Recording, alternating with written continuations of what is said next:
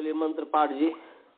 ओम सहना ववतु सहनौ भुनक्तु सह वीर्यं करवावहै तेजस्विनावधीतमस्तु मा विद्विषावहै। ओम येन धौता गिरः पुंसां विमलैः शब्दवारिभिः समश्चाज्ञानजं भिन्नम् तस्मै पाणिनये नमः। वाक्यकारं वरुरुचिं भाष्यकारं पतञ्जलिं पाणिनिसूत्रकारं च प्रणतोऽस्मि मुनित्रयम्। ओम शांति शांति शांति। सभी को सादर नमस्ते। आइए आप सभी का जो है प्रथम वृत्ति पाठ में स्वागत है। परमात्मा की कृपा से 9 सुब्रह्मण्याम स्वरित से उदात्त, ये जो पहला अध्याय दूसरा पाद का जो 33वां नंबर सूत्र है, इस पर इसकी सिद्धि हम कर रहे थे। 9 सुब्रह्मण्याम स्वरित का अर्थ है कि सुब्रह्मण्याम निगदे विशेषे एक स्तुति न भवति किंतु स्वरितस्य उदात्तः भवति। सुब्रह्मण्य नाम का जो निगद विशेष है, जो शतपथ ब्राह्मण के तृतीय कांड के तृतीय प्रपाठक का चतुर्थ ब्राह्मण से लेकर के और 17 जो चतुर्थ ब्राह्मण का जो 17वां चतुर्थ ब्राह्मण का जो 17वां कांड है, वहां से लेकर के 20 कांड तक, 3 कांड 17 to 20 पर्यंत तक जो पाठ है, जो वाक्य है, जो उसका नाम सुब्रह्मण्य है। तो सुब्रह्मण्य में एक श्रुति नहीं होती है, उसको उच्चारण जब करते हैं तो अर्थात उसका स्वर होता है, तो जो स्वर का है, और यदि स्वरित हो तो स्वरित को उदात्त हो जाता है। तो इसमें हमने सुब्रह्मण्यम इंद्र आगच्छ हरिव आगच्छ यहाँ तक मैं कर लिया था। अब आगे है मेधातिथिर्मेष। मेधातिथिर्मेष वृषणस्वस्य मेने इत्यादि है। तो मेधातिथिर्मेष, तुम मेधातिथे है। मेधातिथे इकारांत पुंलिंग मेधातिथि शब्द षष्ठी विभक्ति बहुवचन एक वचन है, तो ये मेधातिथे यह षष्ठ्यंत स्वंत है। और मेष यह संबोधन है। संबोधन होने से सामंत्रितम, संबोधन में जो प्रथमा विभक्ति है, संबोधन एक वचन है, मेष अकारांत, तो सामंत्रितम से इसकी जो है आमंत्रित संज्ञा हुई है। संबोधन या प्रथमा विभक्ति सा आमंत्रितम भवति। तो संबोधन में प्रथमा विभक्ति है तो उसकी आमंत्रित संज्ञा होती है। तो मेषा की आमंत्रित संज्ञा है, और आमंत्रित संज्ञा होने से ये शुभामंत्रिते परांगवत स्वरे, शुभामंत्रिते परांगवत स्वरे, ये निकाल लीजिए। दूसरा अध्याय पहला पाद का दूसरा नंबर सूत्र है। दूसरा अध्याय पहला पाद का दूसरा नंबर सूत्र है, समर्थ पद विधि के आगे शुभामंत्रिते परांगवत स्वरे निकाल लिए। 2:1-2 दूसरा अध्याय दूसरा पाद का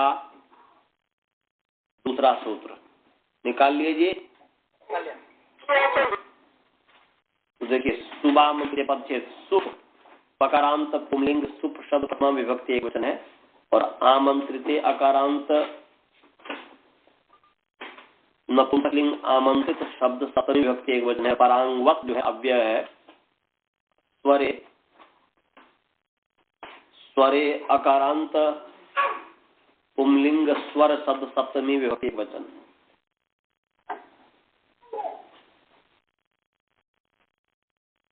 तो अब अर्थ क्या हुआ जी? यहां पर जो है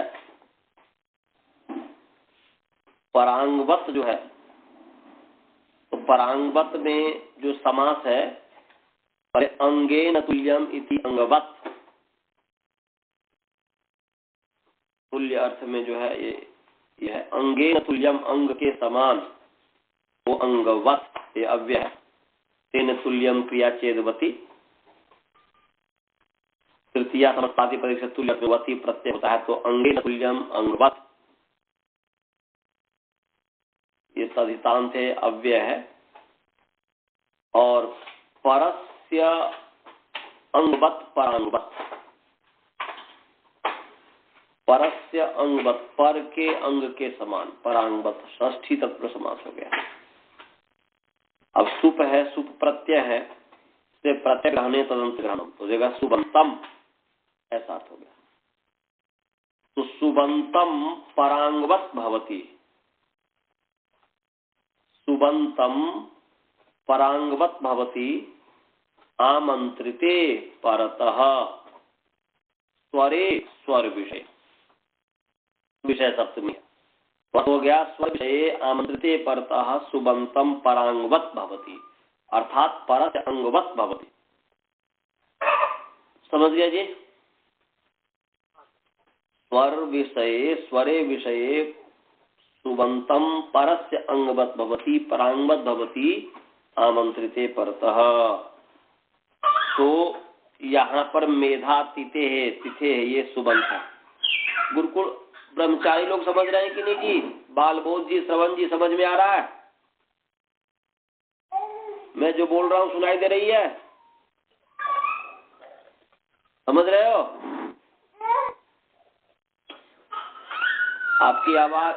आपकी आवाज नहीं आ रही है, ये हो रहा है।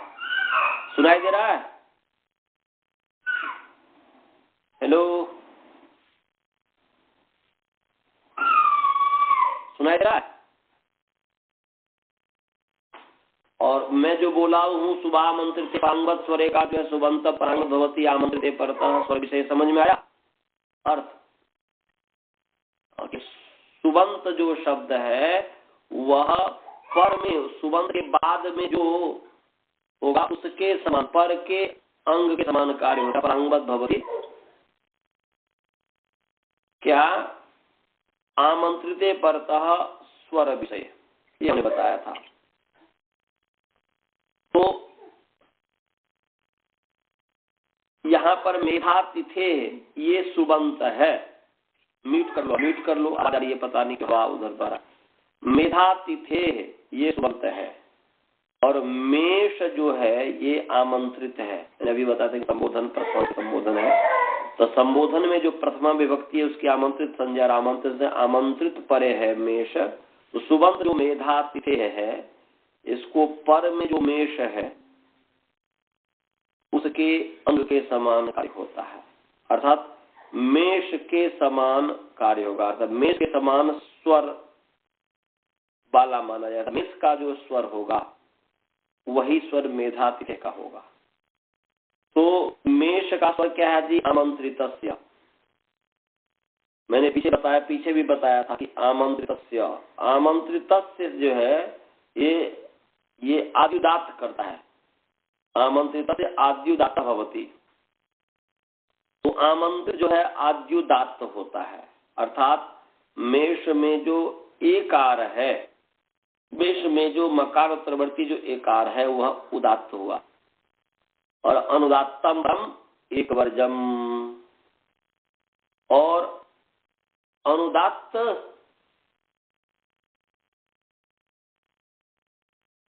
माने उदात्त को छोड़ करके और स्वरित को छोड़ करके, एक को छोड़ करके सब अनुदात्त होता है। तो मेष में मकार एकार उदात्त है तो शकारोत्तरवर्ती जो अकार है वह अनुदात्त हो गया। तो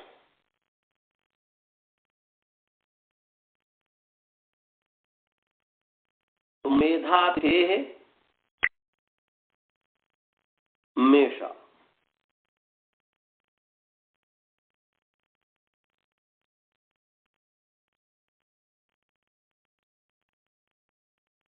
तो ये कहा कि मेधातिथे मेष,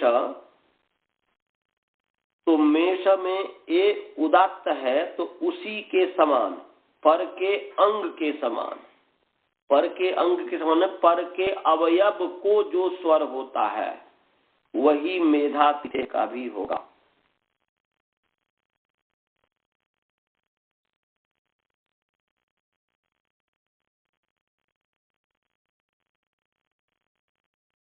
तो यहां पर मेधातिथे है, इसको भी जो है आद्युदात्त हो गया। मेधातिथे जो है इसको आद्युदात्त हो गया, अर्थात मेधातिथे में भी में जो है, मेधातिथे में जो में है इसको उदात्त हो गया है, तो मेधातिथे है। और फिर जो है अंतम पदम एक वर्जम, उदात्त को छोड़ करके अनुदात्त जो है, उदात्त को छोड़ करके अनुदात्त होता है। तो मेधातिथे में कि बकारोत्तरवर्ती एकार उदात्त है और धकारोत्तरवर्ती आकार अनुदात्त है, और सकारोत्तरवर्ती तिथि का अनुदात्त है, और थकारोत्तरवर्ती एकार ये अनुदात्त है। ये हुआ। अब जो है इस स्थिति में उदात्तानुदात्तस्य स्वरितः, मकारोत्तरवर्ती एकार है, मकारोत्तरवर्ती एकार है उसको जो है स्वरित हुआ, उसको जो है स्वरित हुआ, और स्वरित होने से, स्वरित होकर के स्वरिता संकाय मनोदत्तानाम, स्वरित से पहले सबकी एक श्रुति हो गई, तो ती थे में सब एक श्रुति प्राप्त है। परंतु अर्थात अभी जो क्रम में म में एक सती श्रेष्ठ स्वरूप हमने आपको पढ़ाया हुआ है, जब परमवत हुआ तो इसको जो होगा तो और वाला जो है मेष इत्यादि का जो भी था आमंत्रित से अनुदात्त जो था, आमंत्रित से जो आद्युदात्त था वो आद्युदात्त हट गया ना, और सब एक श्रुति हो जाएगी। परंतु यहाँ पर कहें कि न सुब्रह्मण्याम स्वरितस्य तु दाता, बोलते सुब्रह्मण्याम निगदे विशेषे निगदे एक श्रुति न भवति। तो जिसको एक श्रुति हुई है, प्राप्त थी, मन ती के ई को, थे के एको, मे के एको, श के अ को एक श्रुति प्राप्त थी, वह एक श्रुति नहीं हुई। इसका मतलब क्या हुआ जी? अनुदात्तम पदम एक वर्जम से अनुदात्त हो गया। तो इसका मतलब है कि ती का ई, थे का ए, मे का ए, श का ये सब अनुदात्त हो गया। और स्वरितस्य तुदात्तः, और जो स्वरित जो धा का आ जो है, धाकारोत्तरवर्ती आकार, धकारोत्तरवर्ती जो आकार है, ये आकार जो स्वरित था वह उदात्त हो गया। तो में मकारोत्तरवर्ती एकार भी उदात्त है और धकारोत्तरवर्ती आकार भी उदात्त है, और सब उसके अलावा निघात है, माने अनुदात्त है। ये इसका हुआ। समझ में आया जी? गुरुकुल वाले को समझ में आया? ब्रह्मचारी को समझ में आया जी? बालबोध, मनीष इत्यादि जो भी है ब्रह्मचारी,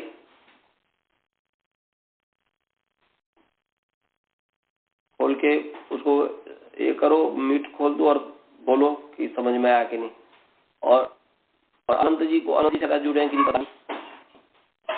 स्वाति जी समझ में आया? चलिए जी, अब आगे है, मैं कर लीजिए, वृषण वृषण स्वस्य मेने, तो वृषण स्वस्य मेने, तो वृषण स्वस्य का है वृषाणु अश्वायस्य, सब वृषस्व, ये तो वृषाणु अश्वायस्य,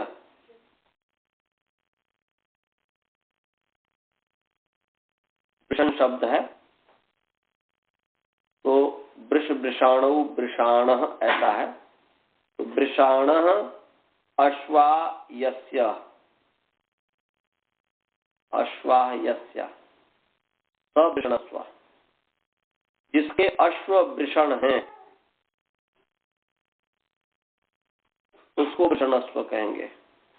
वृष इत्यादि काम, वृष वर्षने, कामना के वर्षा कराने वाला इत्यादि प्रश्न जैसा अर्थ होगा देखा जाएगा। तो वृषणस्व, तस्य वृषणस्वस्य, षष्ठी विभक्ति है। और आगे जो है मेने, मेने जो है ये आमंत्रित है, संबोधन है। मेने जैसे मति इत्यादि का मते बनता है, हरि का है, हरे हरे बनता है, हरे हरे, ऐसे मैंने मेनी होगा वो सब मेने, तो मेने मेने ये संबोधन पद है। तो वही सामग्रितम से आमंत्रित संज्ञा है मेने की, आमंत्रित से आद्युदात है, ए मकार उदात है और अनुदातम पद में से अनुदात हुआ। अब जो है शुभामंत्रिते परांगवत स्वरे, आमंत्रिते परता सुबंतम परांगवत भवति, परस्य अंगस परवस, परस्य अंगवत कार्यम भवति, परस्य अंगवत माने पर के जो अंग है, अवयव, अंग माने अवयव, उसमें जैसा कार्य होता है वैसे हो जाएगा। तो मेने में जब आद्युदात है तो वो वृषणस्य में जो है वी में वकार जो रिकार है वह उदात्त हुआ, और वो उदात्त होने से फिर मतम पदम एक पदम एक उठो के सब अनुदात हुआ। तो वहां पर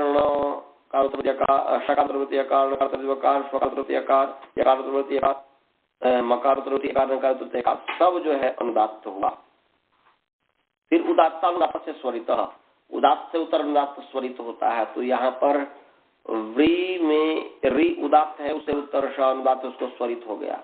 अब यहाँ पर स्वरिता संख्या नाम से एक श्रुति हो रही है, परंतु उसका अपवाद है न सुब्रह्मण्याम सुब्रह्मण्याम निगदे विशेष एक श्रुति न भवती, तो एक श्रुति नहीं हुई।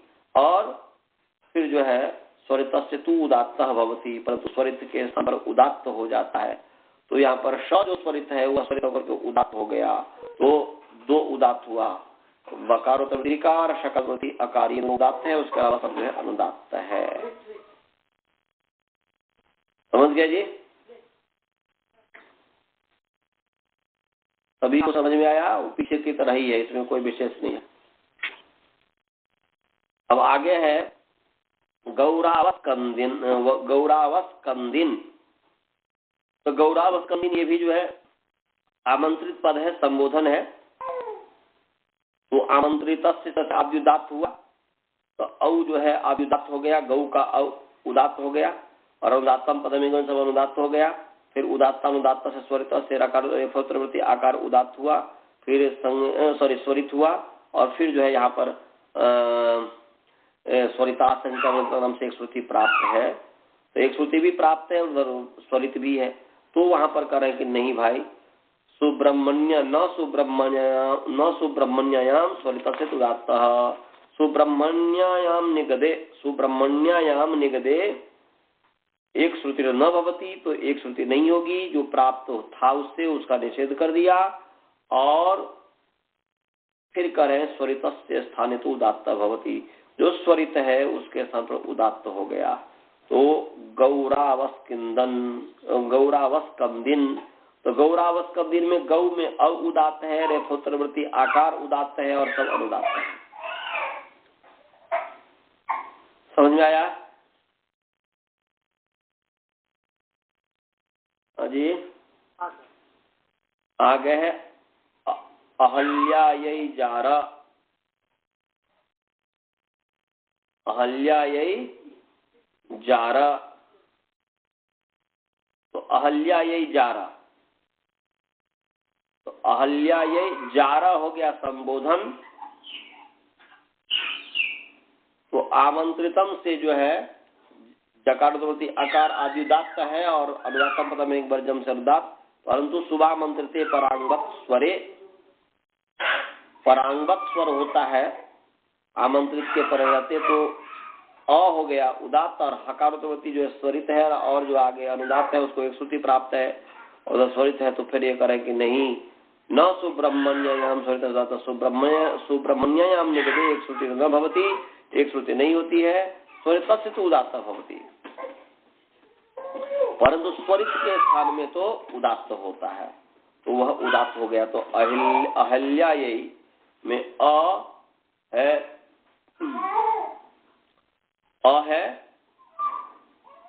उदात्त, हकारोत्पत्ति है उदात्त और सब जो है अनुदात्त, ये यहाँ पर हो गया है। यहाँ पर विशेष रूप से अहल्यायै जारा में जो कहना है, आपने एक कहानी सुना होगा, हालांकि शायद आगे भी आएगा, वहां पर भी हम बताएंगे, परंतु यहाँ पर भी थोड़ा संकेत कर देते हैं कि आपने कहानी सुना होगा कि जो है गौतम की जो पत्नी अहिल्या थी और वह जो है दूसरे किसी ने जो है गौतम का स्वरूप धारण करके आया था और उसके साथ जो है मतलब जो है सोचे कि जो है भाई इस तरीके से है, तो फिर जो असली जो गौतम है जब वो आया तो देखा कि भाई हमारी वो तो दूसरे कोई व्यक्ति के साथ है, अहिल्या थी, तो वहां पर उन्होंने साप दिया कि तू पत्थर बन जा, और फिर कहते हैं कि राम भगवान आए थे, राम भगवान ने स्पर्श किया, वो पत्थर फिर अहिल्या बन गई इत्यादि के संबंध में, परंतु वास्तव में वो है नहीं, सच्चाई वो है नहीं। सच्चाई ये है कि ये रूप का अलंकार है। रूप का अलंकार में ये है कि गौतम कहते हैं चंद्रमा को और अहिल्या कहते हैं रात्रि को। अह मन दीन, ल्या मन लीन, जिसमें दीन लीन हो जाता है उसका नाम अहिल्या है। तो अहिल्या अर्थात रात्रि में दीन लीन हो जाता है, इसलिए अहिल्या कहते हैं रात्रि को, और उस रात्रि का पति जो है वह गौतम है अर्थात चंद्रमा है। तो और उससे जार कर्म की जो बात है कि सूर्य जो है जब प्रातः काल जब उदय, जैसे मान लीजिए कि जिसके साथ यदि कोई जार किया जाए तो उसका जैसे कोई महिला इत्यादि का जैसे शील भंग इत्यादि हो जाता है, तो केस इत्यादि का, तो इसमें रूप का अलंकार ये है कि जब प्रातःकालीन जो सूर्य है, वह प्रातःकालीन जो सूर्य है वही विश्वामित्र, उसका जो प्रसंग है कौन ये है, तो उसमें जो है प्रातःकालीन सूर्य मानो कि ये जो रात्रि के जो श्रृंगार है, रात्रि जो है जो गौतम की पत्नी है उसके साथ जार किया, अर्थात उसके श्रृंगार को, जब भी उषा काल होता है धीरे धीरे मानो श्रृंगार नष्ट होते जाता है। इस तरीके से वो प्रसंग है शतपथ ब्राह्मण में, ये शतपथ ब्राह्मण का ही है। और ये इस तरीके से इसको आपको विशेष देखना हो तो ऋग वेदादि भाष भूमिका, सत्यार्थ प्रकाश के ऋग वेदादि भाष भूमिका का जो भ्रांति निवारण भ्रमोच्छेदन का जो कुछ प्रकरण है उसको देखिए कि उसमें बहुत सारे जो लोक में भ्रम है, जैसे अहिल्या के संबंध में भ्रम है, ऐसे ही जो है गणानाम तो गणपति हवामहे, जो इसके जो गलत अर्थ किए गए हुए हैं उबट महिधर ने इत्यादि किया है, तो उसका समाधान दिए हैं कि इसका एक्चुअल मीनिंग क्या है, तो उसको देख लीजिएगा। तो ये तो अहिल्या यही जारा। आग है कौशिक ब्राह्मण और गौतम ब्रुवाण। कौशिक ब्राह्मण और गौतम ब्रुवाण ये भी संबोधन है, इसलिए आमंत्रित हुआ, सामंत्रित है। सामंत्रित होने से आमंत्रित से आद्युदात हो गया, तो कौ का औ उदात हो गया और अनुदात्त पद में एक वजन समुदात हो गया। मन शकारोत्पत्ति इकार, ककारोत्पत्ति अकार, रेफोत्तरवर्ती अकार ब्राह्मण का, मकारोत्पत्ति अकार ब्राह्मण का और णकारोत्पत्ति अकार, ये सब अनुदात हुआ। फिर उदात से अनुदात स्वरित हुआ अब इसके पश्चात जो है यहाँ पर एक श्रुति प्राप्त है स्वरिता संहिता नाम से, उसका निषेध कर रहा है। सुब्रह्मण्याम न सुब्रह्मण्याम स्वरिता प्राप्त, तो सुब्रह्मण्याम निकटे एक श्रुति न भवती किंतु स्वरित से स्थाने उदात्त भवती, तो वह स्वरित के समय उदात्त हो गया। तो यहाँ पर कौशिक ब्राह्मण में कौ में औ शी में ई ये दोनों उदात्त है और सब जो है अनुदात्त है, और ऐसे गौतम ब्रुबाण में भी इसी तरीके से है। और गौतम ब्रुबाण आगे क्या है जी, आगे है स्वसुत्याम आगच्छ मघवन, ऐसे करके है, मैं देख ले रहा हूँ।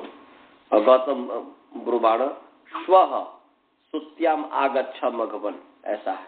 तो स्व सुत्याम आगच्छ मघवन, तो स्व जो है निपात है, इसलिए निपाता आद्युदात्त, निपात आद्युदात्त होता है, वह उदात्त हो गया। आगे है सुत्याम,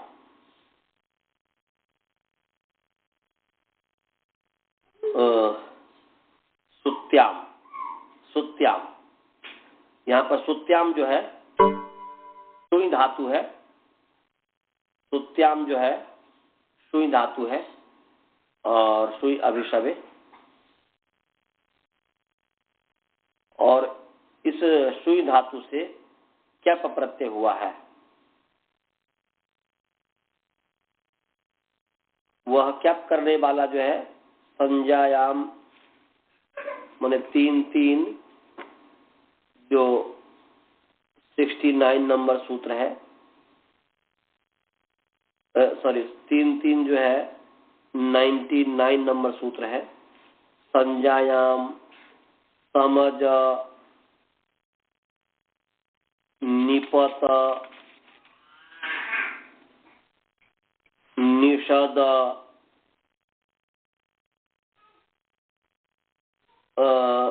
संज्ञायाम समज निषद निपत मन विद सुई सिंह भ्रीण, ये है।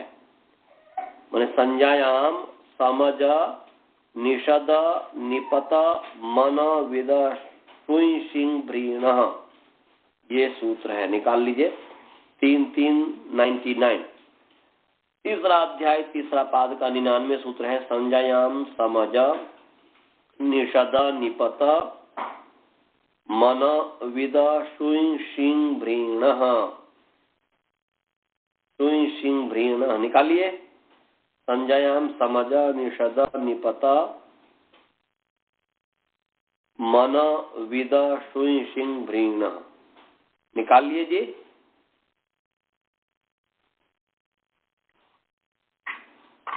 निकालिए, बोलिए। हाँ चलिए जी।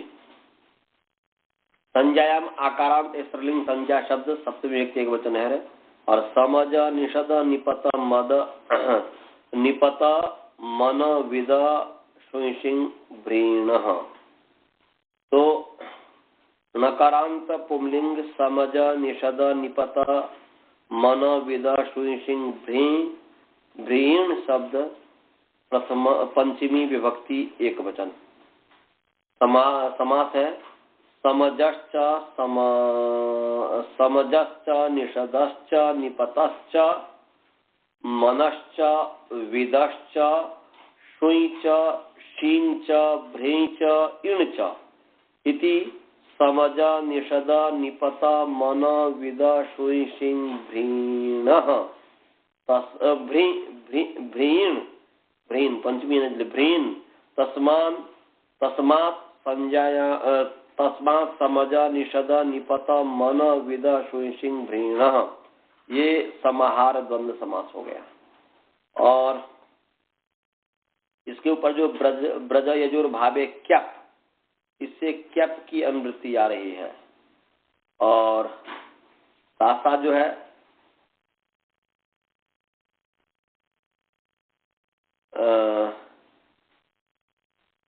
मंत्रे वृषेश पच मन विद भूबीरा उदात्ता 3-3-96 नंबर सूत्र है, इससे उदात्ता की अनुवृत्ति आ रही है। और स्त्रियाम अकर्तृ चकार के संज्ञायाम भावे धातु प्रत्यय परश्च, इस सब की अनुवृत्ति आ रही है। भावे की अनुवृत्ति जो है, भावे जो है, भावे का जो ये अधिकार है ना जी, भावे एक तो है अकर्तृकार के संज्ञायाम और भावे दोनों है ना जी। कितने नंबर? 3 लगभग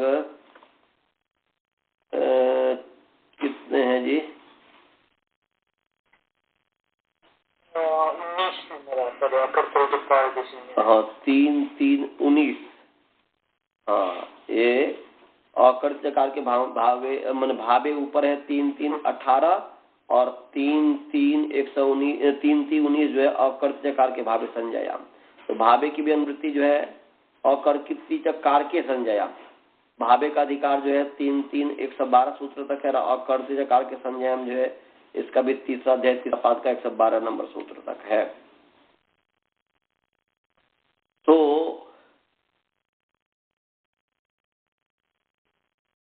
यहाँ पर प्रत्यय प्रत्यय की अनुवृत्ति आ ही रही है, तो क्या क्या अर्थ हो गया?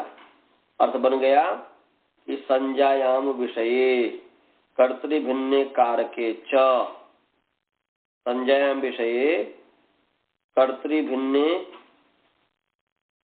कारके च, स्त्रियाम भी है, स्त्रीलिंग में भी है। तो संज्ञायाम विषये स्त्रियाम कर्तृभिन्ने कारके च, और ऊपर से भावे की भी अनुवृत्ति आ ही रही है, भावे च समपूर्वात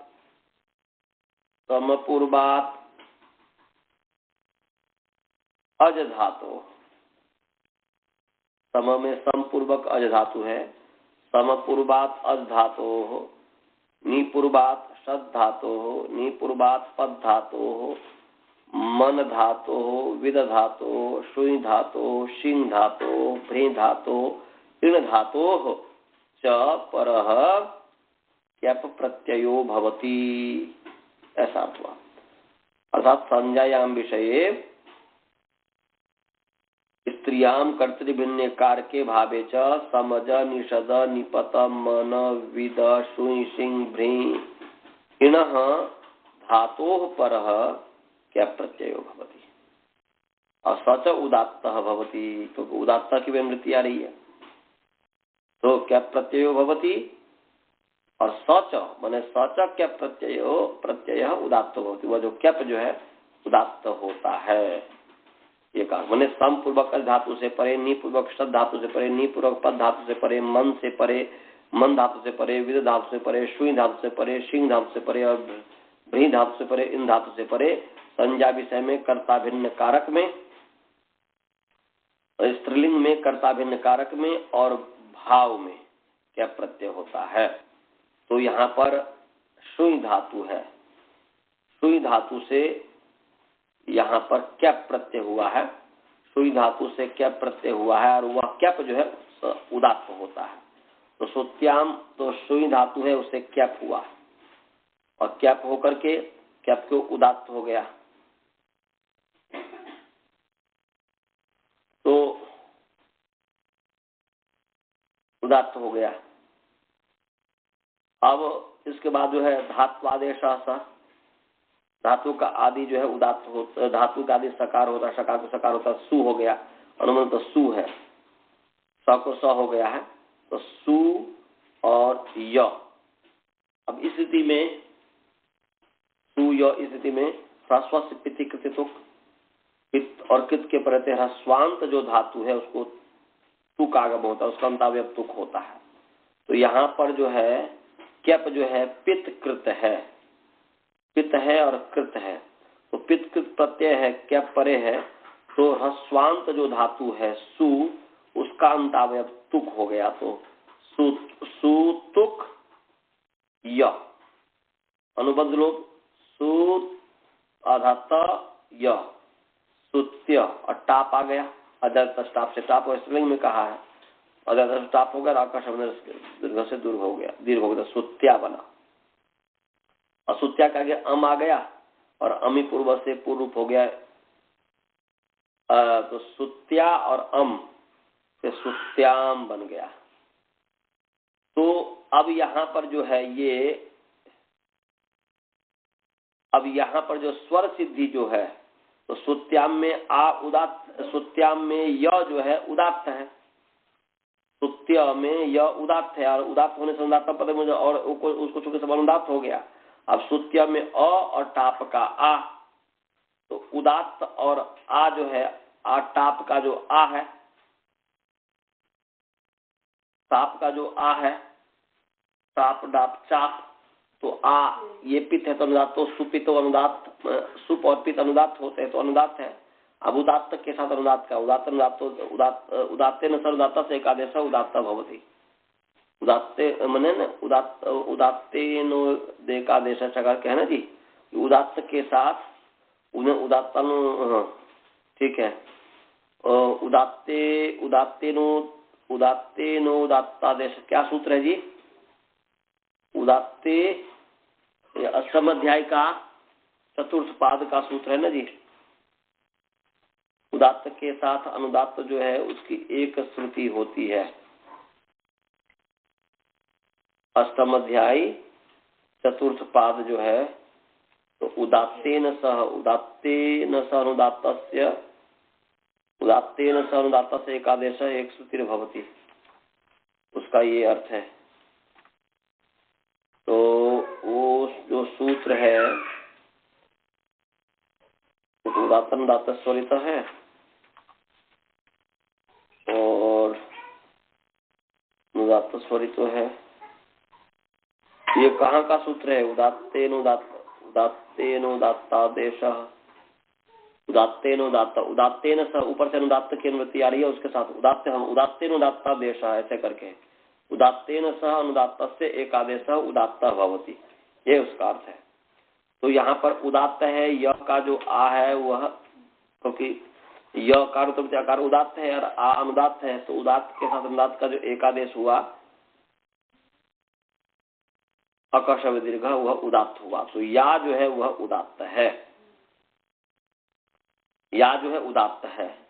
अब उसके बाद या और अमी पूर्व मन अम है, उसको पूर्व रूप हो गया सुत्या का और अम का, तो आ और अ इनके स्थान में जो होता है पूर्व रूप जो हुआ, तो अनुदात्त तो सुपित तो सुप और पित अनुदात्त होते हैं। उदात्त सप्त अनुदात्त का एकादेश उदात्त ही हुआ। तो सुत्याम का यकार प्रवृत्ति आकार जो है वह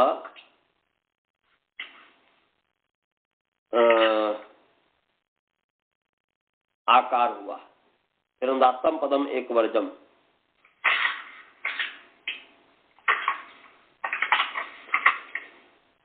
अनुदात्तम पदम एक वर्जम, एक को छोड़ करके सब जो है अनुदात्त हो गया। तो यहाँ पर या जो उदात्त है, तो सु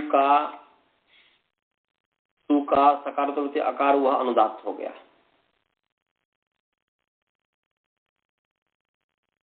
अब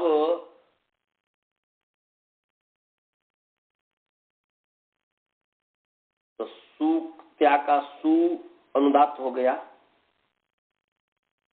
और आ जो है वह उदात्त है। तो आगे है स्वः सुत्याम, तो स्व निपाताद्युदात्त, निपाताद्युदात्त होता है, मैंने पीछे बताया था आपको। तो स्व उदात्त है और सु का उ अनुदात्त है। तो उदात्तानुदात्त से स्वरित, उदात्त से उत्तर अनुदात्त स्वरित होता है। तो सु का जो उ स्वरित हो गया, तो स्व सुत्याम, तो स्व उदात्त स्वकार और सुस्वरित। अब जो है स्वरित हुआ, तब उस स्वरित सूत्र को जो स्वरित को जो है, जो प्रकृत सूत्र है, न सुब्रह्मण्यम स्वरित सुदात्ता, सुब्रह्मण्यम निकटे स्वरित सुदात्तो, स्वरित से एक श्रुति न भवती, माने सुब्रह्मण्यम निगदे एक श्रुति न भवती किंतु स्वरित से सानुदात्ता भवती, तो स्वरित उदात्त हो गया। तो अर्थात सुत्या में सु का उ भी उदात्त हुआ। स्व उदात्त है, सुत्या का सु का उ उदात्त है। ये अब दोनों सुत्याम जो है, सुत्याम में उ भी उदात्त हो गया और या तो उदात्त है ही, तो स्व सुत्याम माने स्व भी उदात्त, सु भी उदात्त, त्या का भी उदात्त, अर्थात दोनों माने दोनों अच उदात्त हो गए। और जो आगच्छा है, सुत्याम में दोनों अच उदात्त हो गए। और आगच्छा है, आगच्छा का बताया ही था आपको मैं कि आंग पूर्वक गम धातु है और लोट लकार मध्यम पुरुष एक वचन का रूप है। और उपसर्ग साभिवर्जम, एक अभी को छोड़ करके जो उपसर्ग है सब जो है फिर सूत्र है, इससे आ का उदात्त हो गया है। तिंग अतिंग, अतिंग से उत्तर तिंग जो है सर्वानुदात होता है, सर्वनिखात होता है, तो अतिंग है आ, उससे उत्तर जो है अतिंग से उत्तर तिंग सर्वनिघात हुआ, तो सब वह अनुदात्त हो गया। फिर उदात्त अनुदात्त स्वरित, उदात्त उत्तर अनुदात्त स्वरित होता है, तो उदात्त जो आ है उससे उत्तर जो अनुदात्त है गम मन गकार कार उसको स्वरित हुआ और सब एक श्रुति प्राप्त है। परंतु नौ सुब्रह्मण्यम स्वरित, तो ब्रह्मण्य निगत विशेष में जो है एक श्रुति नहीं होती है, परंतु स्वरित को उदात्त हो जाता है। तो आ जो है उदात्त है, गम को जो ग जो है गच्छ का ग वह स्वरित प्राप्त था उसको भी उदात्त हो गया और वह आगे अनुदात्त है। इस तरीके से तो स्व सुत्याम आगच्छ हो गया। फिर मघवन, मघवन भी आमंत्रित है, मघवत है, मघ अस्थिय से मघ जिसके पास है, धन जिसके पास है, तो मघवन इंद्र का विशेषण। तो ये आमंत्रित है, इसलिए आमंत्रित आमंत्रित सामंत संज्ञा आमंत्रित से जो है आद्युदात हुआ। तो मघवन का मकार उत्तरवर्ती जो है सॉरी आमंत्रित से आमंत्रित से जो है आद्युदात हुआ है वहां पर। परंतु यहाँ जो आमंत्रित है, आमंत्रित से दो सूत्र है। एक जो आमंत्रित जो है आद्युदात करता है, एक जो है आमंत्रित से जो है वह आद्युदात करता है, जो 192 नंबर सूत्र है, छठा अध्याय पहला पाद का 192 नंबर जो सूत्र है। ये तो आमंत्री जो संजक है उसको जो है आद्युदात करता है, आमंत्रितस्य आद्युदात्तो भवति। परंतु एक सूत्र है आमंत्रितस्य, अष्टम अध्याय का सूत्र है, अष्टम अध्याय का सूत्र है, वो है अष्टम अध्याय पहला पाद का 19 नंबर सूत्र है। अष्टम अध्याय पहला पाद निकाल लीजिए, अष्टम अध्याय पहला पाद का 19 नंबर सूत्र है, 19 नंबर सूत्र है आमंत्रितस्य च, आमंत्रितस्य च निकाल लिए। आमंत्रितस्य च निकाल लीजिए, 8-19 अष्टम अध्याय पहला पाद का 19 निकाल लिया। तो ये पद से पदार्थ का अधिकार चल ही रहा है, अनुदात्तम स्वरूप पदार्थों को चल ही रहा है। तो क्या पद से उत्तर आमंत्रितस्य पदस्य पदार्थ उत्तरस्य या परस्य आमंत्रितस्य पदस्य अनुदात्तो भवति, सर्वस्य अनुदात्तो भवति। सर्वम का न सर्वम अपादादो, पाद के आदि में भी वह वर्तमान न हो तो अपादादो वर्तमानस्य सर्वस्य अनुदात्तो भवति, पाद के आदि में वर्तमान नहीं होना चाहिए। तो मघवन सबसे लास्ट में है, पाद के आदि में वर्तमान नहीं है, अंत में है, तो इसीलिए। और पद जो सुत्याम है ही, स्वसुत्याम, तो इसको जो है निघात हो गया, पद से उत्तर आमंत्रित को सर्वनिघात हो जाता है। तो यहाँ पर मघवन का जो मकारत्ववर्ती अकार और घकारत्ववर्ती अकार, वकारत्ववर्ती अकार, ये सबको जो है एक अनुदात्त हो गया है। तो बस यही है, इसमें और कोई विशेष नहीं है। सभी को समझ गए? सभी लोग समझे? तो कोई प्रश्न है?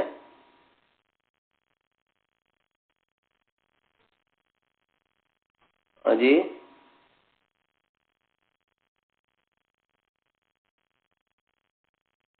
आप लोग समझे जी? वसुधा जी, स्वाति जी, कोई क्वेश्चन तो नहीं है? यदि आपसे कोई पूछे कि भाई आमंत्रित से ये भी है और आमंत्रित से वो भी है, तो आमंत्रित से आद्युदात क्यों नहीं किया? यहाँ पर आमंत्रित से सर्वनिघात क्यों कर दिया? क्या बोलेंगे? हाँ जी, समझ में आया मैं क्या बोल रहा हूँ?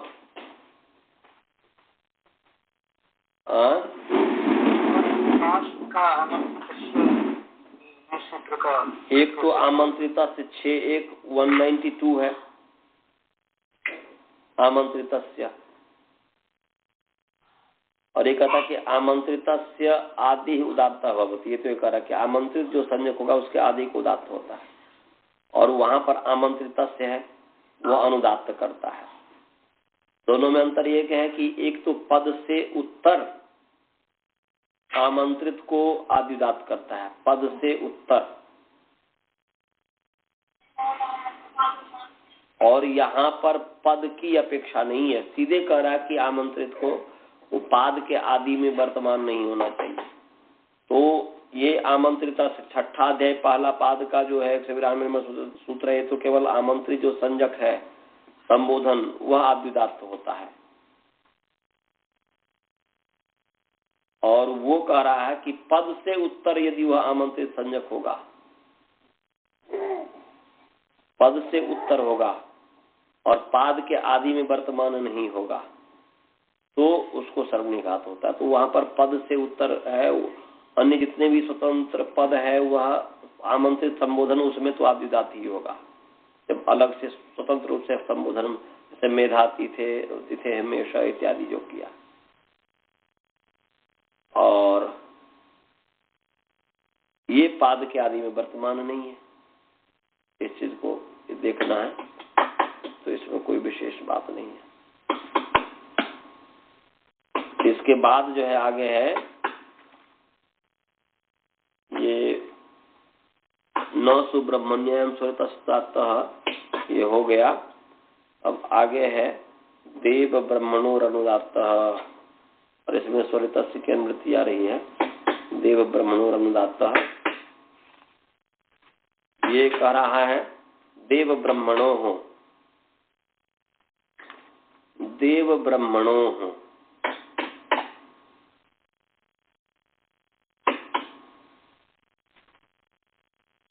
देव ब्रह्मणो नकारांत पुंलिंग देव ब्रह्मण सब सप्तमी विभक्ति द्विवचन है। माने नकारांत पुंलिंग देव ब्रह्मण शब्द सप्तमी विभक्ति द्विवचन है, और अनुदात्त अकारांत पुंलिंग अनुदात्त शब्द प्रथमांत एक वचन है। समास है देवश्च ब्राह्मणश्च, देवश्च ब्रह्मा च, देवश्च ब्रह्मा च इति देव ब्रह्माणो तयो देव ब्रह्मणो, ये तृतीय योग द्वंद्व हो गया। और ऊपर से स्वरितस्य की अनुवृत्ति आ रही है, तो सुब्रह्मण्यम स्वरित से स्वरितस्य की अनुवृत्ति आ रही है। तो अर्थ क्या हो गया जी? देव ब्रह्मणयो शब्दयो, देव ब्रह्मणो शब्दयो, देव ब्रह्मणो शब्दयो स्वरितस्य अनुदात्तः भवति। देव स्वरित का वो उदात्त न होकर के अनुदात्त होगा। देव और ब्रह्मण शब्द में जो है स्वरित के स्थान पर अनुदात्त, देव ब्रह्मणो शब्दयो स्वरितस्य उदात्तः भवति। तो यहाँ पर देवा ब्राह्मण आगच्छत, तो देवा ब्राह्मण आगच्छत, तो यहाँ पर जो है देवा ब्राह्मण, ये सुब्रह्मण्य निगत विषय में देवा ब्राह्मण पाठ है। तो इसको पूर्व सूत्र से जो स्वरित के स्थान में उदात्त प्राप्त था, इस सूत्र से अनुदात्त विधान कर दिया हुआ है। तो अब समय हो गया है, इसलिए आज इस पर विचार नहीं करेंगे, कल इस पर हम विचार करेंगे। हालांकि जो देवा ब्राह्मण देव ब्राह्मणों है तो ब्राह्मण इस पर जो है कल बताएंगे, या इसमें तो कोई विशेष बात है ही नहीं। ये देवा और ब्राह्मणा, ये दोनों जो पद जो है आमंत्रित संज्ञक है, इसलिए आमंत्रित से दोनों पद जो है आद्युदात्त है और शेष शब्द जो है अनुदात्त हो गया।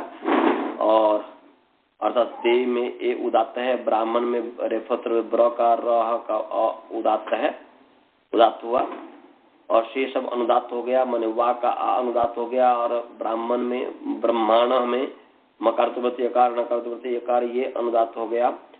अब जो है अनुदात्त जो हुआ फिर उदात्त अनुदात्त स्वरित, उदात्त से अनुदात्त स्वरित होता है, तो उदात्त है उससे अनुदात्त स्वरित हुआ। तो और उस स्वरित को सुब्रह्मण्याम ऐसे ब्रह्मांड में भी जो है, तो उस स्वरित को जो है क्या किया, ये पूर्व सूत्र से न सुब्रह्मण्य स्वरित उदात्त जो है उसको जो है उदात्त प्राप्त था उन्होंने करके, तो देव ब्रह्मांड, देव और ब्रह्मांड शब्द में जो है, ब्रह्मा शब्द में जो है वह स्वरित को अनुदात्त हो जाता है। तो वा का जो आ है वह कर्तव्य आकार है, वह अनुदात्त है। और ब्रह्मांड में भी ये जो है ब्र में उदात्त है, और मकारवर्ती आकार जो स्वरित था उस स्वरित को जो है यहाँ पर अनुदात्त कर दिया।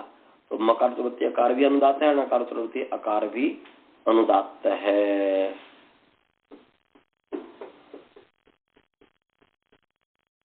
समझ गए जी? तो देवा ब्रह्माण ऐसा स्वर रहा, देवा में द में ए उदात्त और वा का आ अनुदात्त, और ब्रह्मांड में ब्र में रेफार्थवर्ती आकार उदात्त और नाम माने मकारवर्ती आकार और नकारवर्ती आकार ये दोनों अनुदात्त है।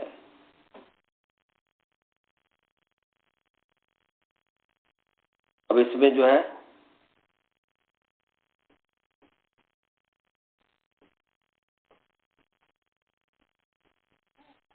इसमें जो एक सूत्र है, ये 8.1.72 नंबर सूत्र है, अष्टम अध्याय दूसरे पाद,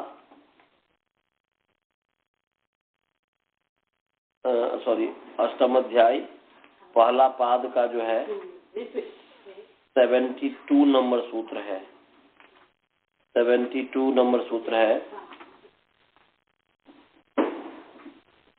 वो है आमंत्रितम पूर्वम अविद्यमानवत्, ये है आमंत्रितम पूर्वम अविद्यमानवत्। यहाँ पर प्रश्न ये है कि भाई यहाँ पर देवा जब पद है और उस पद से उत्तर ब्रह्मांड जो ये भी पद है, तो पद से उत्तर आमंत्रित पद है, उसको निघात आमंत्रित से निघात क्यों नहीं हुआ?